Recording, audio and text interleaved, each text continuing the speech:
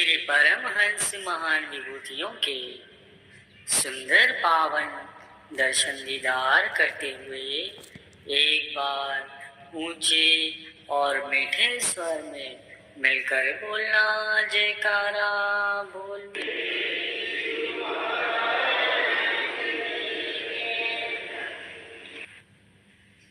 गुरुमुखों,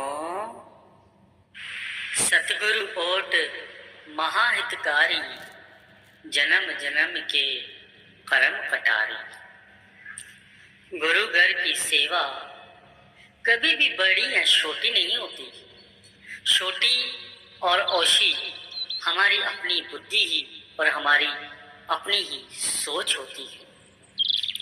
कहते हैं कि सतगुरु धोबिया सुजान है और उनका सत्संग धोबी घाट है, जहां पर हर पुराने से पुराना मैल छुड़ाया जाता है और सेवा का फल एक न एक दिन जरूर मिलता है। सेवा कभी भी व्यर्थ नहीं जाती, चाहे ज्यादा की हो या चाहे थोड़ी की हो, सेवा का फल जरूर मिलता है। ऐसे ही एक बार की बात है, श्री चतुर्थ पातशाही श्री गुरु रामदास जी महाराज जी के समय की यह लीला है।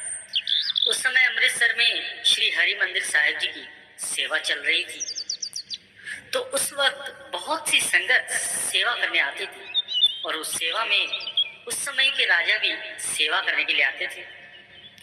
गुरु साहिबान उस राजा को देखकर हमेशा मुस्कुराते थे। ऐसा 3-4 दिन चलता रहा। जब भी वो राजा सेवा करते, गुरु साहिब उनको देखकर मुस्कुराते। राजा भी देखते थे कि गुरु साहिब हमें देख के मुस्कुरा रहे हैं। ऐसा 3-4 दिन देखा उन्होंने। अब तो राजा से रहा नहीं गया। तो गुरु को वीडियो लाइक करना, सब्सक्राइब करना प्लीज। एक दिन राजा ने गुरु साहिब से पूछ ही लिया कि हे सच्चे पातशाह, मैं 3-4 दिनों से आपको देख रहा हूँ, आप हर रोज मुझे देखकर मुस्कुराते हैं, कृपा कीजिए और मुझे इसका कारण बताइए। तब गुरु साहिब बड़े प्यार से राजा की तरफ देखते हैं और मुस्कुराते हुए ही राजा को फरमाते हैं कि हे राजन, बहुत समय पहले की बात है कि एक दिन इसी तरह गुरु घर की सेवा चल रही थी। सारी संगत सेवा में लगी हुई थी, परंतु उन संगतों के साथ साथ कुछ दिहाड़ी मजदूर भी सेवा में लगे हुए थे। अब सारी संगत सेवा भावना से सेवा कर रही थी और शाम को गुरु साहिब उन सारी संगत को दर्शन देने आते थे। तो उन मजदूरों में से एक मजदूर ने एक दिन सोचा कि क्यों न मैं आज एक दिन बिना दिहाड़ी के ही गुरु घर की सेवा करूं। तो ये बात उसने अपने परिवार से भी कही। परिवार ने कहा कि कोई बात नहीं, आप सेवा में जाओ, एक दिन हम दिहाड़ी नहीं लेंगे, भूखे रह लेंगे, परंतु एक दिन हम सेवा को जरूर देंगे।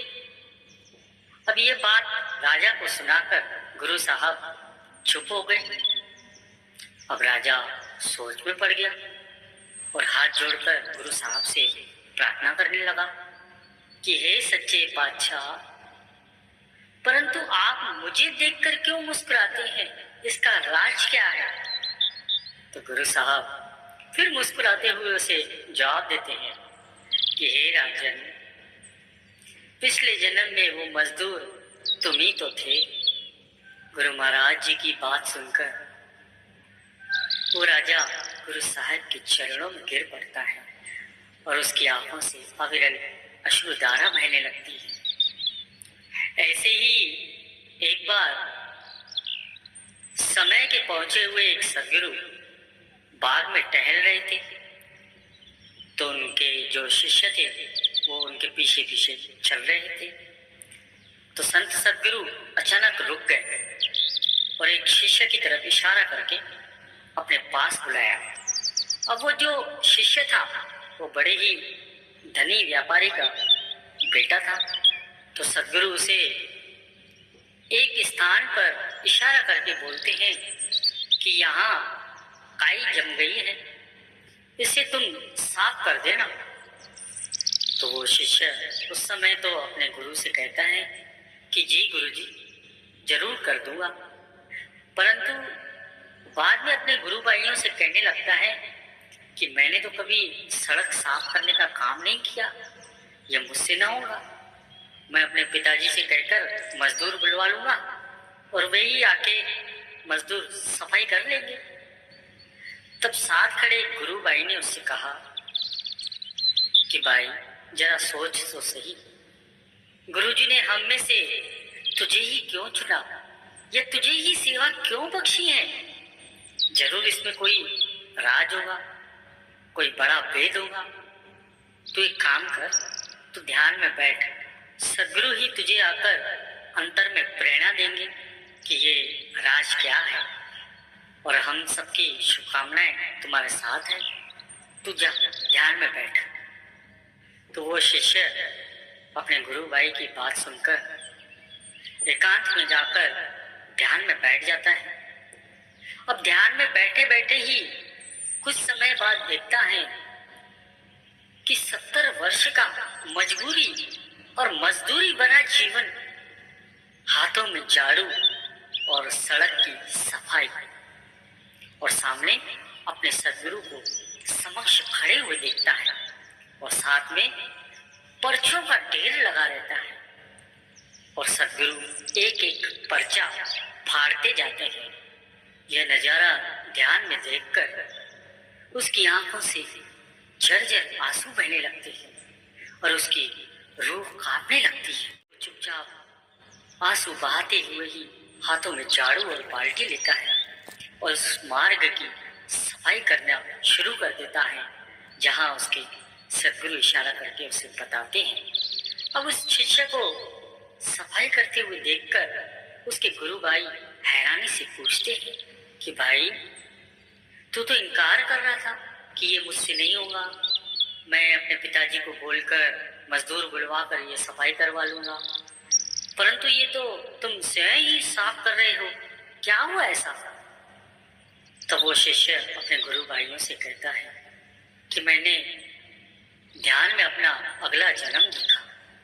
70 वर्ष की आयु और सारी की सारी आयु मजदूरी कर रहा हूँ और मजबूरी भरा जीवन, हाथों में मेरे झाड़ू है और मेरे समक्ष मेरे सदगुरु साक्षात खड़े हैं और अपने हाथों से मेरे कर्मों का एक एक पर्चा फाड़ रहे थे। मेरे सदगुरु अपनी दया से इस आधे घंटे की सेवा मुझ जैसे तुच्छ को बख्श करके मेरे 70 वर्षों का कर्म फल काट रहे थे और मैं ही अभागा इस सेवा को तुच्छ जान रहा था। गुरुमुखों, यही हमारे अंतर हृदय में जमी हुई काई है, हमारे अपने ही जन्म जन्म के कर्मों का कमाया हुआ मैल है। जब तक विकारों के इस मैल की सफाई न की जाए ना, तो मन कभी भी निर्मल नहीं हो सकता और ना ही कभी अंतर हृदय ही सहज हो सकता है। जीव जब भी हर तरह का प्रयास करता है तो बार बार फिसल कर नीचे ही गिरता है। गुरु को वीडियो लाइक करना, सब्सक्राइब करना प्लीज़।